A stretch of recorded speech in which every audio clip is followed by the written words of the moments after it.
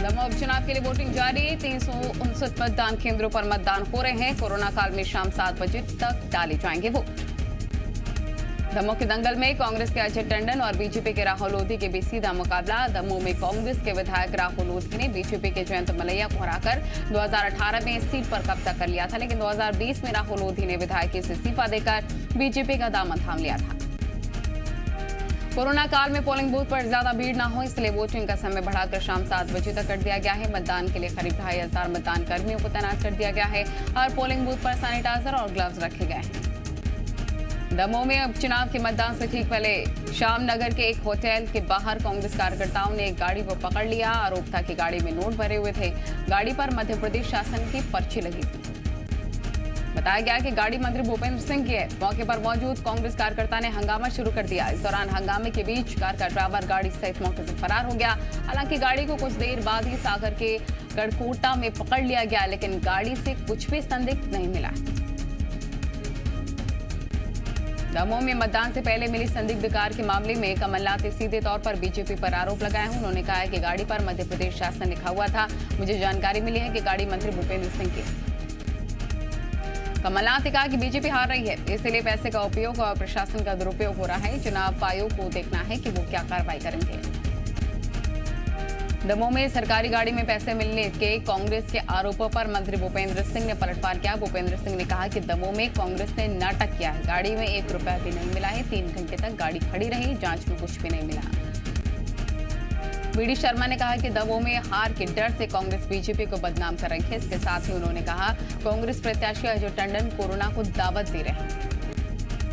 पश्चिम बंगाल में 5वें चरण का मतदान जारी है। 6 जिलों की 42 सीटों पर डाले जा रहे वोट। सुरक्षा के पूरे इंतजाम। बीजेपी नेता अमित मालवीय का टीएमसी चीफ पर गंभीर आरोप। बंगाल को दंगे की आग में झोंकना चाहती थी ममता बनर्जी। शीतलकुची की टीएमसी उम्मीदवार पार्थ प्रतिम राय और ममता बनर्जी के बीच कथित बातचीत से खुलासा। पश्चिम बंगाल में छठे चरण के चुनाव प्रचार में पकड़ा है जोर। आज प्रधानमंत्री नरेंद्र मोदी और गृह मंत्री अमित शाह की कई रैलियां।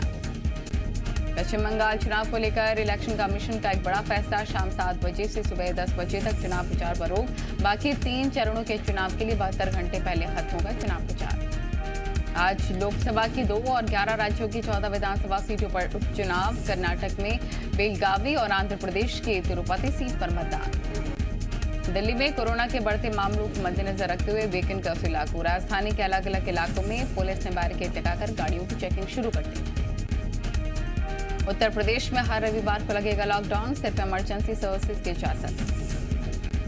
महाराष्ट्र में लगातार दूसरे दिन 60,000 से ज्यादा केसेज आए सामने। 24 घंटे में कोरोना से 398 की मौत। महाराष्ट्र में एक्टिव केसेज की संख्या 6,38,000 के पार।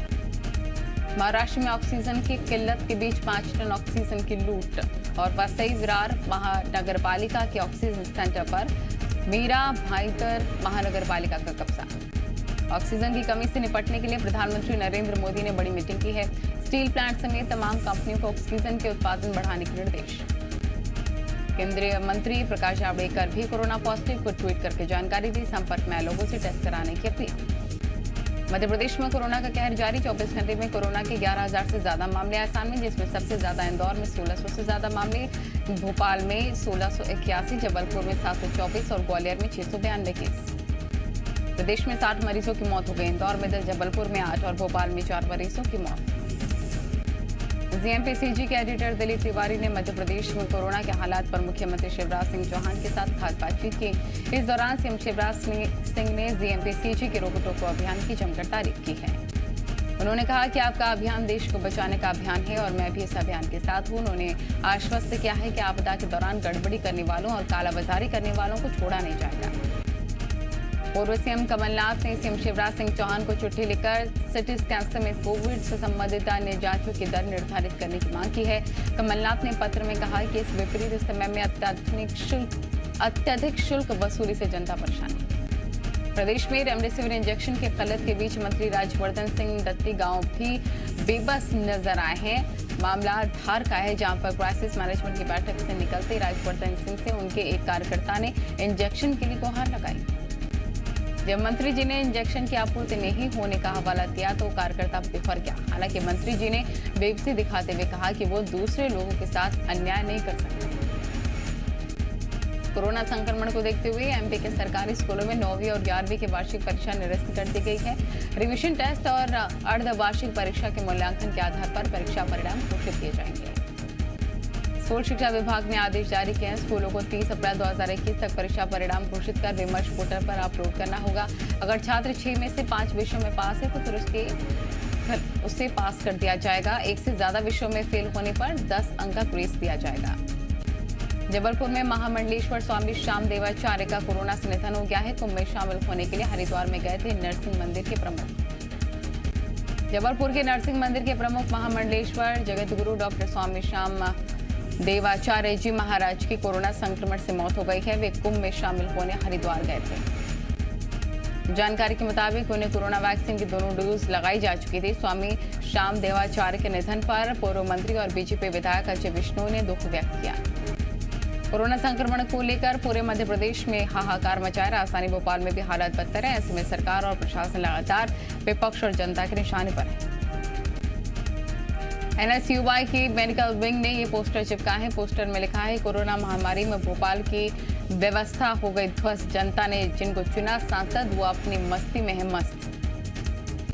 छत्तीसगढ़ में कोरोना का कहर थमने का नाम नहीं ले रहा। बीते 24 घंटे में प्रदेश भर में 14,912 नए केस सामने। इसके अलावा दुर्ग में 1,995 लोगों में संक्रमण की पुष्टि, बिलासपुर में 1,189 लोगों में और राजनांदगांव में 1,069 लोगों में कोरोना संक्रमण मिला है। छत्तीसगढ़ में कोरोना संक्रमण के खिलाफ बीजेपी के सभी विधायक ने 1 महीने का वेतन देने का फैसला लिया। विधायक निधि से 25 लाख रुपए देंगे। बीजेपी नेता 18 अप्रैल को सरकार के खिलाफ जिला मुख्यालयों पर प्रेस कॉन्फ्रेंस करेंगे। 24 अप्रैल को बीजेपी नेता कार्यकर्ता अपने अपने घरों के बाहर धरना देंगे।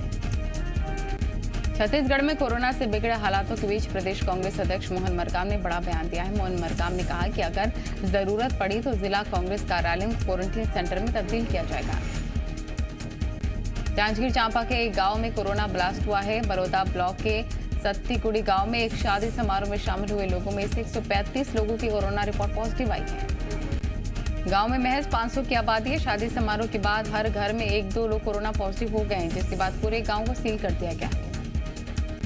दुर्ग जिले में मरीजों को सही इलाज दिए जाने के उद्देश्य से प्रशासन ने रेल बोगियों को टेम्पररी अस्पताल में तब्दील कर दिया है, लेकिन ट्रेन की ये बोगियां महज शोपीस बनकर रह गई हैं।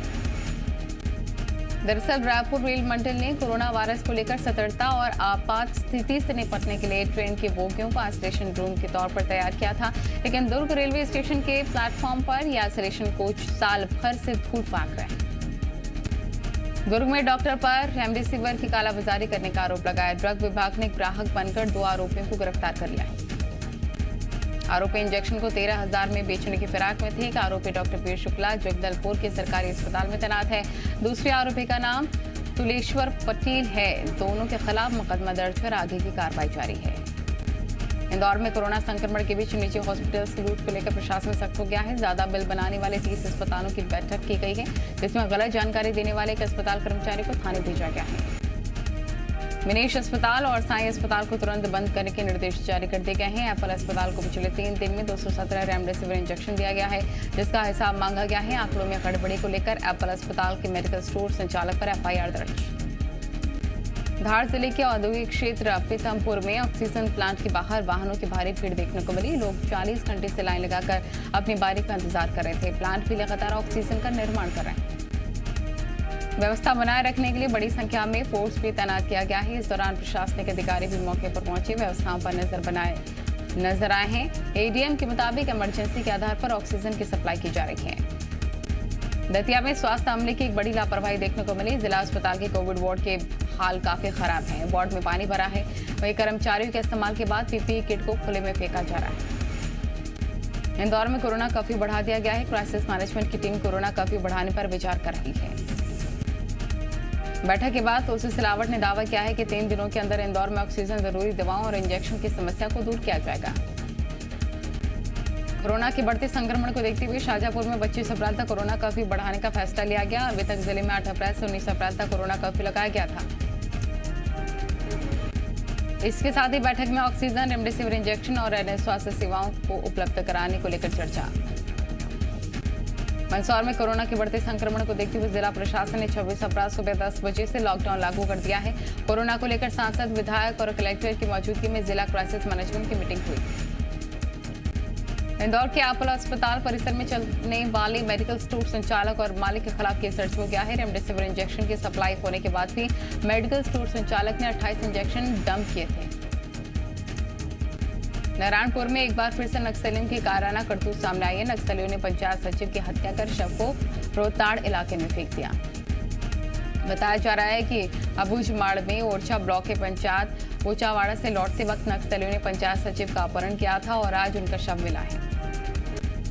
कोरोना के बढ़ते संक्रमण का असर अब देश के रक्षा संसाधनों पर निर्माण पर भी पड़ता नजर आ रहा है। जबलपुर में रक्षा संसाधनों का निर्माण करने वाली फैक्ट्रियों में काम करने वाले कर्मचारी कोरोना पॉजिटिव।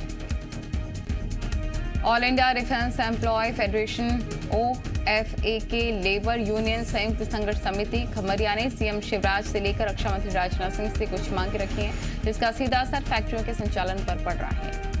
ग्वालियर के जीवाजी विश्वविद्यालय में टेंडर प्रक्रिया में नियम और शर्तों को ताक पर रखकर एक विशेष फर्म को करोड़ों का टेंडर दिलवाने का आरोप लग रहा है। आरोप है कि निविदा 10 अप्रैल को प्रकाशित की गई। इसकी अंतिम तिथि 16 अप्रैल निर्धारित की गई थी, जिस कारण कुछ ही डिस्ट्रीब्यूटर जो पहले से इन भारी भरकम शर्तों को पूरा करते हैं वही इसमें हिस्सा ले सकते हैं। जबलपुर पुलिस ने ठग गिरोह का पर्दाफाश करते हुए 2 आरोपियों को गिरफ्तार कर लिया है। गिरोह के मास्टरमाइंड समेत 3 फरार। ये गैंग पहले सुनसान इलाके में ATM खोजता था, फिर इस बात की तहकीकात करता था कि उसमें ATM का स्विच बोर्ड जरूर हो ताकि पैसा निकालने के बाद मशीन को स्विच ऑफ कर सकें। इंदौर के जूनी इंदौर थाने में तैनात महिला सब इंस्पेक्टर पर रिश्वत मांगने के आरोप लग रहे हैं। महिला सब इंस्पेक्टर कृष्णा का एक वीडियो वायरल हो रहा है। आरोप है कि जांच के नाम पर युवक को पहले भी थाने बुलाया जा चुका है। वीडियो वायरल होने के बाद पुलिस महकमे में हड़कंप मच चुका है। रायगढ़ के बुसौर में 10 लाख की ठगी के मामले में पुलिस ने झारखंड में 2 आरोपियों को गिरफ्तार कर लिया है। जानकारी के मुताबिक आरोपियों ने सितंबर 2020 में retired police officer Fakir Chand Sidar को फोन करके उन्हें झांसे में लेने और उनके अकाउंट की डिटेल मांगी थी। जगदलपुर में पुलिस ने 2 गांजा तस्करों को गिरफ्तार कर लिया है। लॉकडाउन के दौरान शहर के SBI चौक पर चेकिंग के दौरान आरोपियों को गिरफ्तार किया गया। इस दौरान ड्यूटी पर तैनात प्रधान आरक्षक अभिलाष धर दीवानों और आरक्षकों ने दौड़कर आरोपियों को पकड़ा है।